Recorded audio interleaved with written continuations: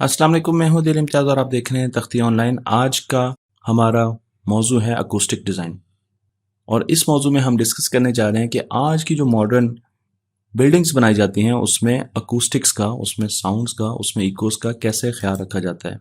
तो सबसे पहले मैं आपको एक कंपनी की तरफ लेके चलता हूं जिसका नाम है एसेंटेक। एसेंटेक एक वर्ल्ड लीडर है जो कि ऐसे बिल्डिंग्स बनाती है जिसमें साउंड के बारे में बहुत ज़्यादा ख्याल रखा जाता है। कॉन्सर्ट हॉल्स बनाती हैं, ओपेरा हॉल्स बनाती हैं। इस कंपनी का काम ही है कि इसने एनवायरनमेंट, इंडस्ट्री और साउंड एकॉस्टिक्स को मैनेज करना होता है। बिल्डिंग्स में नॉइस को ख़त्म करना होता है और इनके डायरेक्टर से मैं आपको मिलाता हूँ जिनका नाम है बेंजामिन मार्खम। मैं इस वक्त ये जो वीडियो बना रहा हूँ इसका तमाम डेटा मैंने इनकी ही एक प्रेजेंटेशन से लिया है। तो हम चलते हैं सबसे पहले एक बिल्डिंग डिज़ाइन की तरफ कि बिल्डिंग में किस किस्म की चीज़ें हमें नज़र आती हैं। 4 चीज़ें जो कंसिडर करने के लिए ज़रूरी हैं वो हैं रूम एकॉस्टिक्स, उसमें साउंड जो है वो कैसे ट्रेवल करेगा, उस कमरे की शक्ल साउंड को कैसी नज़र आएगी। रूम आइसोलेशन, बाहर से नॉइज़ आ रहा है कि नहीं आ रहा, बाहर से आवाज़ें कितनी आ रही है उस रूम में। बैकग्राउंड नॉइज़, हर रूम में, हर बड़े कॉन्सर्ट हॉल में ठंडक चाहिए होती है और उसके लिए हम HVAC प्लांट, चिलर प्लांट्स, ऐसी चीज़ें लगाते हैं, फैंस लगाते हैं। उसकी बैकग्राउंड नॉइज़ होती है, वो कितनी आ रही है। ऑडियो एम्पलीफिकेशन, आपने वहाँ पर माइक लिया है, ऑडियो सिस्टम लिया है, वो कैसा काम करता है, उसकी क्या कैरेक्टरिस्टिक्स हैं, वो कैसे साउंड को इम्प्रूव कर रहे हैं। तो इनको अगर हम 2 हिस्सों में देखें तो रूम एकॉस्टिक्स और ऑडियो एम्पलीफिकेशन ये दोनों सिग्नल से रिलेटेड है। सिग्नल को बढ़ाना है, सिग्नल को किसी तरीके से यानी वॉइस के सिग्नल को ऊपर लेके जाना है। जबकि रूम आइसोलेशन और बैकग्राउंड नॉइस ये दोनों नॉइस से रिलेटेड है। तो हम एक मेयार रखते हैं किसी भी जगह पर सिग्नल को मेयर करने के लिए, चाहे वो इलेक्ट्रॉनिक सिग्नल हो या प्रेशर सिग्नल हो।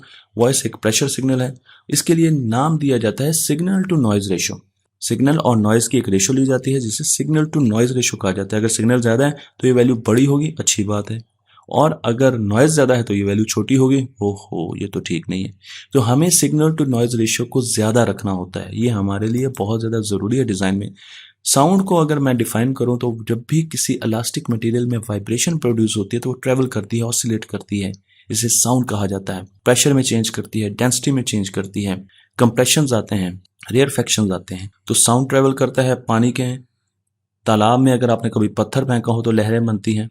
हवा में अगर स्पीकर रख दें तो साउंड प्रोड्यूस होता है। ट्यूनिंग फॉर्क से भी साउंड प्रोड्यूस होता है। मैं आपको यहाँ पर दिखा रहा हूँ साउंड वेव। तो आप देख सकते हैं कि पार्टिकल अपनी जगह पर ऑसिलेट कर रहे हैं लेकिन वेव दाईं तरफ प्रोपोगेट कर रही है, और उसकी वजह यह है कि आप यहाँ पर वेव के क्रस्ट देख सकते हैं, हाई पीक्स। ये वो जगह है जहाँ पे प्रेशर ज़्यादा है, वेव का डेंसिटी ज़्यादा है, इसे कंप्रेशन कहते हैं। और जो नीचे वाली पीक है जिसे ट्रफ कहा जाता है, इसमें डेंसिटी कम है एयर की, इस जगह पर अगर आप देखें तो प्रेशर भी कम है और इसे रेयरफेक्शन कहा जाता है। तो ऊपर वाली जगह पर प्रेशर और डेंसिटी ज़्यादा होती है, उसे क्रस्ट कहते हैं, नीचे वाले पर कम होती है, उसे ट्रफ कहते हैं। और साउंड वेव आप यहाँ पर देख सकते हैं। तो साउंड वेव की मेन 3 कैरेक्टरिस्टिक्स होती हैं जिसमें हम 2 इस प्रेजेंटेशन में डिस्कस करेंगे। एक है एम्पलीट्यूड, साउंड वेव कितनी ऊंची है, आप देखिए इसका एम्पलीट्यूड, ये ज़्यादा एम्पलीट्यूड है, इसका मतलब ये है कि इसकी लाउडनेस ज़्यादा होगी। और यहाँ पर आपको एम्पलीट्यूड कम नज़र आ रहा है, इसका मतलब ये है कि इसकी लाउडनेस कम होगी।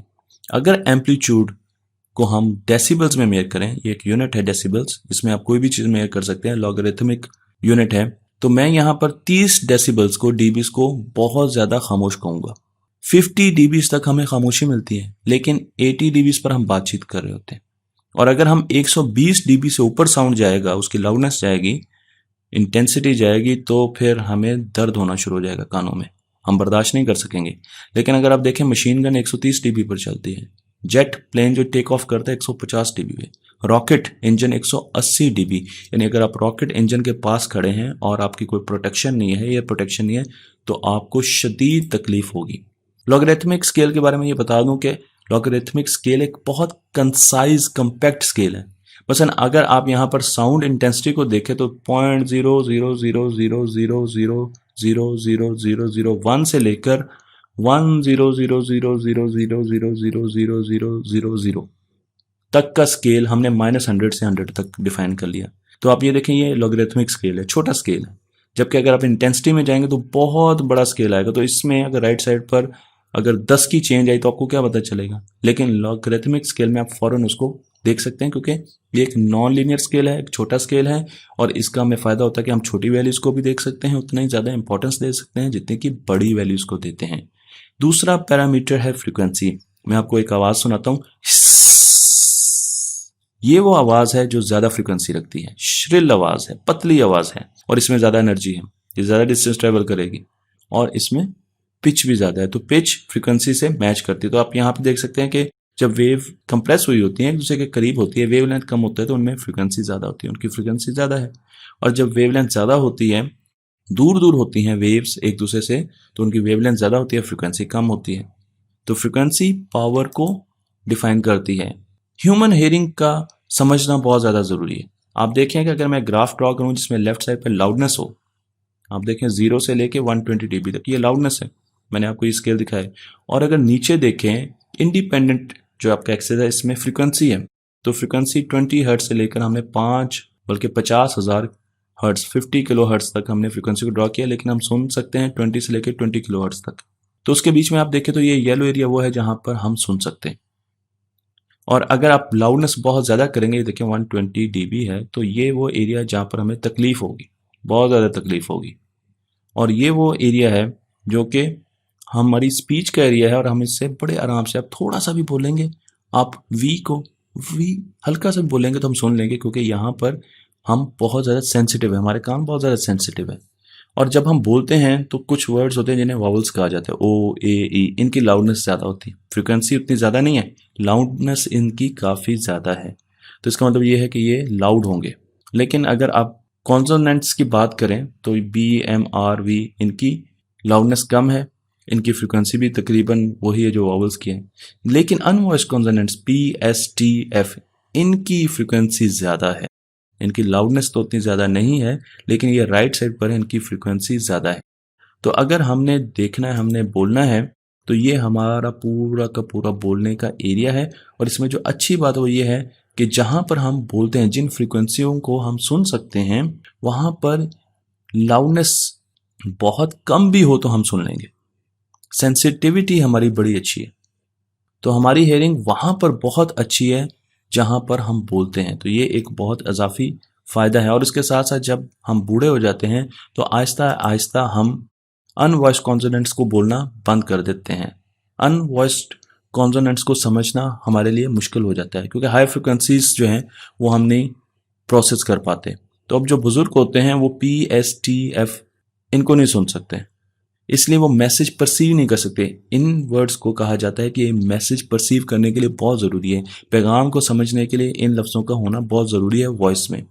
लेकिन वो ओ ए ई वॉवल्स को और वॉइस कॉन्सोनेंट्स को समझ सकते हैं, इसलिए लाउडनेस उनको सुनती है, लेकिन वो उस पैगाम को समझ नहीं सकते। तो अगर आप उनके पास होकर ऊंची बोलेंगे और ये समझेंगे कि उनको सुन नहीं रहा, तो उनको तकलीफ होगी, क्योंकि उनको सुनता पूरा है, लेकिन उनको पैगाम समझने में मुश्किल पेश आती है। जब भी हमने कोई बिल्डिंग डिजाइन करनी होती है तो उसका कुछ क्राइटेरिया होना चाहिए, और उसका क्राइटेरिया होता है नॉइज क्राइटेरिया।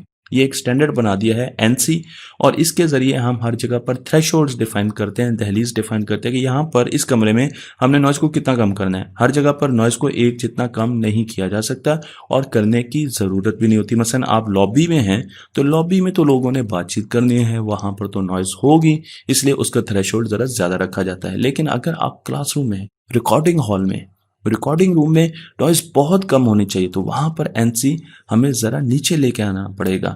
तो ये जरूरी है कि बैकग्राउंड नॉइज को हम पहले प्लान करें कि किस जगह पर कितनी बैकग्राउंड नॉइज हमें चाहिए। कई जगह पर ऑफिस में अगर आप बैकग्राउंड नॉइज ना रखें तो एक दूसरे के सांस लेने की आवाज भी आपको आ रही होती है, जो कि काफी अनकंफर्टेबल होती है। इसलिए बैकग्राउंड नॉइज का होना या ना होना, ये दोनों डिजाइन के हिस्से हैं। अगर मैं बात कर रहा हूँ 20 हर्ट्ज पर, तो मेरी जो आवाज़ है जो आप तक पहुंच रही है, खैर मेरी आवाज़ आप तक तो डायरेक्टली नहीं पहुंच रही, लेकिन सुनने वाले के पास जो मेरी आवाज़ पहुंच रही है वो 60 फीट की वेवलेंथ रखती है। लेकिन अगर मैं फ्रीक्वेंसी बढ़ा दूं, 20 किलो हर्ट्ज पर बोलना शुरू कर दूं, जो कि मैं नहीं बोल सकता, लेकिन अगर मैं बोलूं तो 1 इंच की वेव लेंथ उसके पास पहुंचेगी। तो जैसे जैसे हम हाई फ्रीक्वेंसी की तरफ जाते हैं, आप यहां पर भी देख सकते हैं कि हाई फ्रीक्वेंसी में वेव कंप्रेस होना शुरू हो जाती है, लेकिन तो हमारी वेवलेंथ भी चेंज होना शुरू हो जाती है। और ये हम निकालते कैसे हैं? ये फॉर्मूला मैंने दिया, c equal to f lambda, f frequency है वेव की और लेमडा उसकी वेवलेंथ है तो सी स्पीड ऑफ लाइट आप निकाल सकते हैं आराम से।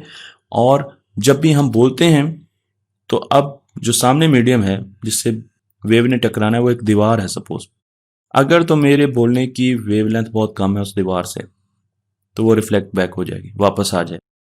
लेकिन अगर मैं ऐसी टोन में बात कर रहा हूं कि मेरी वेवलेंथ बहुत ज्यादा है उस दीवार के साइज से, तो वो जंप ओवर कर जाएगी, आवाज बाहर निकल जाएगी, दूसरी तरफ खड़े हुए आदमी को मेरी आवाज सुनाई देगी। लेकिन अगर मेरे बोलने की वेवलेंथ और दीवार की वेवलेंथ एक जैसी है, यानी उसका साइज एक जैसा है, तो वेव स्कैटर होगी। और स्कैटर होने का मतलब यह है कि वेव डिफरेंट एंगल्स पर रिफ्लेक्ट बैक होगी। बिल्कुल ऐसी होगी जैसे कि आप इस तस्वीर में देख रहे हैं। यहाँ पे तो मैंने रफ सरफेस दिखाई है, लेकिन अगर ये फ्लैट सरफेस भी है और इसके बराबर हमारी वेवलेंथ है तो ये फिर भी स्कैटर होगी। और इसकी मिसाल मैं आपको एक कुर्सी से देता हूँ। सपोज ये कुर्सी 2 फीट की है और जब मैं बोल रहा हूँ तो मेरी आवाज़ की वेवलेंथ भी 2 फीट की है, तो इस कुर्सी से जब वेव टकराएगी तो वो मुख्तलिफ डायरेक्शन में स्कैटर होगी। और इसका हमें बहुत ज़्यादा फायदा होता है क्योंकि हम कॉन्सर्ट हॉल्स में, बिल्डिंग्स में स्कैटरिंग चाहते हैं। स्कैटरिंग से वेव या साउंड वेव ऐसी जगह पर भी पहुंच जाती है जहां वो नॉर्मली नहीं पहुंच सकती। तो इसलिए हम इस चीज का, इस प्रॉपर्टी का फायदा उठाते हैं और हम मैक्सिमम स्कैटरिंग चाहते हैं, लेकिन यूनिफॉर्म स्कैटरिंग हो। तो जब हम ओपेरा हाउसेस में या कॉन्सर्ट हॉल्स में यूनिफॉर्म साउंड डिस्ट्रीब्यूशन चाहते हैं तो वहां पर स्कैटरिंग का होना जरूरी है। उसका फायदा उठाते हैं ताकि कोई भी ब्लाइंड स्पॉट ना रहे, कोई ऐसी सीट ना रहे जहां लोग ये शिकायत करना शुरू कर दें कि जी हमें तो यहां पर आवाज ही नहीं आ रही। साउंड की सोर्सेज 2 किस्म की होती है, एक पॉइंट सोर्स होती है, एक लाइन सोर्स होती है। मैं आपको प्रैक्टिकली बताऊंगा कि ये सोर्सेज क्या है। मसलन आपके पास एक स्पीकर है और वो आवाज दे रहा है। जब वो आवाज दे रहा है तो उसकी आवाज हर तरफ जा रही है, तो एक पॉइंट सोर्स है और उसकी साउंड डिस्ट्रीब्यूशन स्फेरिकल है। आप उसका एरिया देखें तो 4πr² है, हर तरफ साउंड जा रहा है। और ऐसी जो सोर्स होती है जब उसमें से साउंड बाहर जाता है तो वो डिके करता है, कम होता है। लेकिन किस रेट से डिके करता है वो दिखाने के लिए मैंने आपको सिर्फ एक डायरेक्शन में राइट साइड में साउंड की वेव्स बनाई हैं। तो आप देख सकते हैं कि मेरे पास एक डिस्टेंस है r=1, आप इसका यूनिट कुछ भी रख सकते हैं। वहां पर मुझे साउंड मिल रहा है 90 dB। लेकिन जब मैं इससे डबल डिस्टेंस पे जाऊंगा r=2, तो वहां पर मुझे साउंड मिलेगा 6 dB कम, 84 dB। फिर मैं r=4 पे डबल पे गया 78 dB, 6 dB और कम हो गया। डबल पे गया 8, तो मुझे 72 dB मिलेगा। तो जैसे जैसे डिस्टेंस डबल होता जाता है पॉइंट सोर्स से 6 dB हमें लॉस मिलता है साउंड में। लेकिन हमारे पास एक और किस्म की भी सोर्स होती है साउंड की, जिसे लाइन सोर्स कहा जाता है। मसलन आप रोड की बात कर लें, रोड में सड़कें जा रही हैं तो हमें एक लाइन सोर्स मिलती है, दाईं तरफ भी आवाज जा रही है, बाईं तरफ भी आवाज जा रही है, ऊपर और नीचे जितनी भी जाए उसका हमें फर्क नहीं पड़ता। तो इसको हम एक सिलेंडर के तौर पे मॉडल कर सकते हैं। अगर इस सिलेंडर को ऊपर नीचे से खोल दें, लेंथ की साइड पर इसकी जो ये जो साइड है लेंथ वाइज, अगर इसको देखें तो ये एक रोड की तरह है, एक टनल की तरह है। इसलिए क्योंकि हमने ऊपर और नीचे के जो फेसेस उनको खत्म कर दिया, तो मैं इसके एरिया से 2πr² खत्म कर दूंगा। तो अब आप देखें यहाँ पर r रह गया। पिछले फॉर्मूले में r² था, इसलिए वहां पर डिस्टेंस के डबल होने की वजह से साउंड अटेनुएट कर रहा था। लेकिन अगर हम लाइन सोर्स की बात करें तो जैसे उससे हम 90 dB पर r1 पर 90 dB है, ठीक है। लेकिन जब मैंने डिस्टेंस डबल किया तो सिर्फ 3 dB कम हुआ, उसमें 6 dB था, इसमें 3 dB है। जब डिस्टेंस फिर डबल किया 84 dB, फिर 3 dB कम हुआ, फिर 3 dB कम हुआ। तो इसका मतलब यह कि यहाँ पर साउंड ज़्यादा इफेक्ट करेगा। जब आप शहरा के सड़क के किनारे रहते हैं तो नॉइज कैंसलेशन, साउंड लॉसेस बहुत कम होते हैं और आपको बहुत दूर तक बहुत ज़्यादा आवाज़ आती है। जब हम साउंड की बात करते हैं तो साउंड की वेव्स को हम छुप कर भी सुन सकते हैं। मसलन एक रिकॉर्डर है, वो कॉर्नर की दूसरी तरफ पड़ा हुआ है, लेकिन आपको उसकी आवाज आती है, हालांकि वो नजर नहीं आ रहा, लाइन ऑफ साइट में नहीं है, लेकिन आपको उसकी आवाज आती है। क्यों? क्योंकि साउंड वेव्स बेंड कर सकती हैं, इसे वेव डिफ्रेक्शन कहते हैं। मैं आपको यहां पर साउंड वेव्स दिखा रहा हूं, ये एक स्लिट है, एक सुराख है, इसमें से साउंड वेव्स जा रही हैं। लेकिन अगर इस स्लिट को मैं बंद करना शुरू कर दूं तो आप देखें साउंड आहिस्ता आहिस्ता क्या कर रहा है, डिफ्लेक्ट कर रहा है, बेंड कर रहा है। लेफ्ट साइड पे देखें साउंड आ रहा है और हमने एक स्लिट दे दी, तो अब साउंड क्या आप देख रहे हैं, बेंड हो गया। तो साउंड बेंड होता है, और साउंड जब बेंड होता है तो वो हमें कॉर्नर से भी सुनाई देता है। साउंड की इंटरफेरेंस भी होती है, अगर दो वेव्स बिल्कुल एक दूसरे के ऊपर हों तो वो ऐड हो जाती हैं। इसे कंस्ट्रक्टिव इंटरफेरेंस कहा जाता है, इन फेज कहा जाता है, एक का क्रस्ट दूसरे के क्रस्ट के ऊपर, एक का ट्रफ दूसरे के ट्रफ के ऊपर। लेकिन अगर दाईं तरफ देखें तो डिस्ट्रक्टिव इंटरफेरेंस हो रही है, दोनों वेव्स एक दूसरे का इफेक्ट कैंसिल आउट कर रही हैं, एक की चोटी दूसरे की गहराई के ऊपर है, एक का क्रस्ट दूसरे की ट्रफ के ऊपर है, तो इस वजह से वो एक दूसरे को कैंसिल कर रही हैं, इसे डिस्ट्रक्टिव इंटरफेरेंस कह रहे हैं। यहां पर आपको आवाज नहीं सुनेगी, जबकि लेफ्ट साइड पे जहां पे कंस्ट्रक्टिव इंटरफेरेंस हो रहा है वहां पर आपको बहुत ज्यादा आवाज सुनाई देगी। वेव के इंटरफेरेंस में आपको यहां पर भी दिखा रहा हो, तो आप देखें एक वेव गुजर रही है, दूसरी स्टैटिक वेव है, हमने वैसे एग्जांपल के लिए ली हुई है। तो जब ये मैच करेंगे तो नीचे वाली जो रिजल्टेंट वेव है वो बड़ी जबरदस्त हो जाएगी, उसका एम्पलीट्यूड ज्यादा होगा। लेकिन जब ये एक दूसरे से 180 आउट ऑफ फेज जाएंगी तो वो जीरो हो जाएगी। यही चीज मैं आपको यहां पर दिखा रहा हूं। तो आप देखें यहां से एक वेव निकल रही है ऐसे, एक साइनोसाइडल वेव। जहां जहां ब्लैक स्पॉट है, ब्लैक लाइंस है, वहां पर ट्रफ है, और जहां जहां पर आपको नजर आ रहा है व्हाइट स्पॉट्स वहां पर क्रस्ट है। लेकिन ये जो बीच में ब्लैक हिस्से हैं, यहां पर क्या हो रहा है, डिस्ट्रक्टिव इंटरफेरेंस हो रही है। लेकिन यहां पर आपको बहुत सफेद वेवफ्रंट्स नजर आ रहे हैं, गहरे नजर आ रहे हैं। यहां पर क्या हो रहा है, यहां पर कंस्ट्रक्टिव इंटरफेरेंस हो रही है, यहां पर डिस्ट्रक्टिव, यहां पर कंस्ट्रक्टिव, ये बीच में फिर ब्लैक, डिस्ट्रक्टिव इंटरफेरेंस, कंस्ट्रक्टिव। तो यहां पर आप सुन खड़े होंगे, आपको कुछ नहीं सुनेगा, यहां पर आपको बहुत ज्यादा आवाज सुनेगी। तो जब भी हम बिल्डिंग को डिजाइन करते हैं तो चार चीजों का ख्याल रखते हैं, हम उनको देखेंगे। पहली चीज है background noise. Background noise generator कौन कौन से हैं? सबसे बड़ा जनरेटर होता है आपका HVAC प्लांट, चिलर प्लांट, जो कि ठंडी हवा लेके आ रहा है। इस वक्त भी मेरे कमरे में जो चिलर प्लांट ठंडी हवा लेके आ रहा है, उसकी आवाज इस वक्त भी मुझे अपने हेडफोन में सुनाई दे रही है। इसको कैसे कम करना है? इसको कम करने का बेहतरीन तरीका है डक्ट साइज बड़ा कर दें, क्योंकि जितनी एयर का फ्लो कम होगा उतनी कम आवाज आएगी, जितना एयर का फ्लो ज्यादा होगा उतनी ज्यादा आपको आवाज आएगी। इसलिए हमें चाहिए कि हम डक्ट का साइज बढ़ा दें और एयर का फ्लो कम करें, तो इससे इस नॉइज को हम खत्म कर सकते हैं। डक्ट्स मैंने आपको यहाँ पर दिखाई है, तो आप देख सकते हैं कि किस तरीके से हम डक्ट्स को ऐसा ऐसा बड़ा करते जा रहे हैं। और दूसरी चीज होती है नॉइज जनरेटर्स जो होते हैं उसमें फैंस आ जाते हैं। फैंस के बारे में मैं आपको बताऊं कि इस वक्त में मैंने फैन बंद किया हुआ है, एसी बंद किया हुआ है, और उसकी वजह ये कि इनसे आवाज आती है, इनसे बैकग्राउंड नॉइज बनता है। अब फैन का सबसे बेहतर तरीका तो ये है कि आप अच्छी मशीन लें। जितना भी मैंने स्टडी किया है, अगर आपका फैन आवाज दे रहा है तो उसको कम करना बहुत मुश्किल है। तो आप एक ऐसी मशीन लें जो कि नॉइज प्रोड्यूस ना करे, यानी उसमें एनर्जी लॉसेस ना हो, क्योंकि साउंड जब वो प्रोड्यूस करे तो एनर्जी लूज कर रही है अपनी। और साउंड अटेनुएटर्स भी लग जाते हैं उनके साथ, मफलर्स भी लग सकते हैं, साइलेंसर्स भी लग सकते हैं।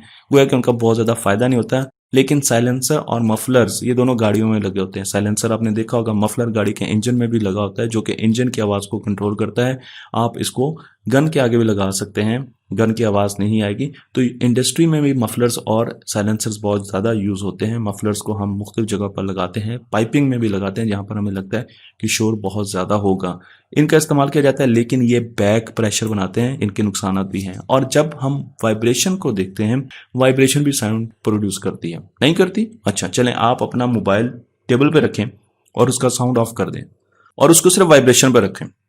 अब देखेंगे जब वो रेजोनेट करेगा, जब वो बेल आएगी, तो क्या आवाज नहीं आएगी? आएगी, क्योंकि आपका मोबाइल तो वाइब्रेट कर ही रहा है, साथ पूरा टेबल भी रेजोनेट करना शुरू कर देता है, वाइब्रेट करना शुरू कर देता है। और यही नुकसान होता है जब हम किसी जगह पर ऐसी डक्ट लगा देते हैं जो कि वाइब्रेट करना शुरू करती है, लूज कनेक्शन है, हल्का हल्का हिल रही है, तो उसके साथ लगी हुई सारी छत जो आपको यहां पे नजर है वो भी हिलना शुरू कर देगी, आपको आवाज आना शुरू हो जाएगी। तो आपके लूज कनेक्शंस बिल्कुल नहीं होने चाहिए, वो भी आपको बैकग्राउंड नॉइज देते हैं। तो मैं आपको एक केस स्टडी देखता हूं बेस हॉल फोर्ट वर्थ की। ये कॉन्सर्ट हॉल है, ओपरा हॉल है, और यहाँ पर लोग म्यूजिक सुनने के लिए आते हैं। अब यहाँ पर बिल्कुल आवाज नहीं होनी चाहिए, लेकिन जब इसको डिजाइन किया गया तो इसकी आवाज कहां से प्रोड्यूस हो सकती थी? इसकी आवाज आ सकती थी चिलर प्लांट से, इसकी आवाज आ सकती थी फैन से, इसकी आवाज आ सकती थी मोटरों से, पंप से, जो कि कूलिंग वाटर के लिए लगी। सारी चीजें उठाकर इन्होंने सड़क के दूसरे किनारे पर ले गए, यहां पर लगा दी।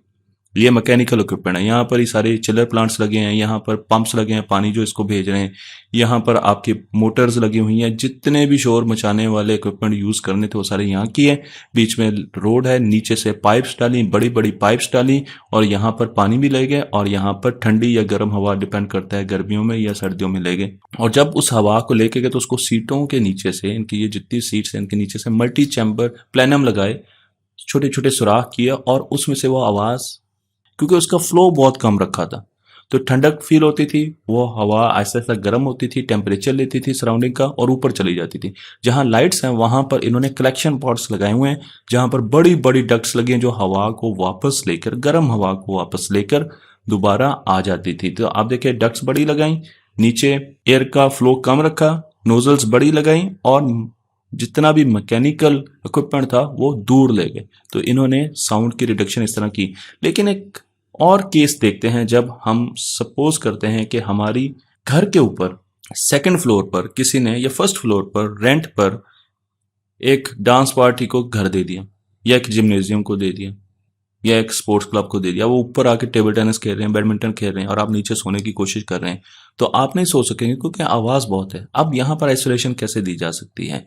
यहाँ पर क्योंकि वाइब्रेशंस बहुत हो रही है, उनकी मूवमेंट है, यहाँ पर आइसोलेशन देने के लिए हम स्प्रिंग्स यूज करते हैं। मैं आपको यहाँ पर स्प्रिंग्स दिखा रहा हूँ, क्योंकि जब वो मूव करते हैं तो वाइब्रेशन होती है और उसकी वजह से साउंड आप तक पहुंचता है। तो यहाँ पर आप देखिए स्प्रिंग लगा रहे हैं हम नीचे, और इसके ऊपर हम फ्लोर डाल देंगे। तो जब फ्लोर के ऊपर कितना भी कोई उछलता रहे, स्प्रिंग्स जो हैं वो एडजस्ट कर लेंगे, और वो वाइब्रेशन नीचे की तरफ नहीं आएगी, बल्कि स्प्रिंग्स उनको एब्जॉर्ब कर लेंगे। और बिल्कुल ऐसी ही फ्लोटिंग फ्लोर्स, इनको फ्लोटिंग फ्लोर्स कहा जाता है, कंप्रेसर्स पर और बड़ी बड़ी मशीनरी पर बनाई जाती है। हमारे प्लांट पर भी ऐसी फ्लोटिंग फ्लोर्स बनाई जाती हैं, क्योंकि मशीनरी बहुत तेजी से, उनके रोटर्स घूम रहे होते हैं, 13,000 रेवोल्यूशन पर मिनट, इतनी तेजी से वो घूम रहे होते हैं, तो उनकी तो बहुत ज्यादा वाइब्रेशन होती है। और अगर हम उनको सीधा फ्लोर में लगा दें तो वो साथ वाली जो मशीनरी है उसको भी नुकसान पहुंचाएंगे, फ्लोर को भी नुकसान पहुंचाएंगे। तो वहां पर हम फ्लोटिंग फ्लोर्स लगाते हैं ताकि उनकी जो वाइब्रेशंस है उनको डैम्प किया जाए, उनको ऐसा ऐसा खत्म किया जाए, उनको एब्जॉर्ब कर लिया जाए, और वो इर्द गिर्द ना फैल सकें। फ्लोटिंग फ्लोर आपको ट्रेन के ट्रैक्स पर भी नजर आएंगी। जब ट्रेन गुजरती है तो बहुत ज्यादा वाइब्रेशन प्रोड्यूस होती हैं और साउंड वेव्स दूर तक ट्रेवल कर सकती हैं, लेकिन वहां पर हम इस तरीके की फ्लोटिंग फ्लोर्स लगाते हैं, स्प्रिंग्स लगाते हैं, ताकि हम उस वाइब्रेशंस को एब्जॉर्ब कर सकें।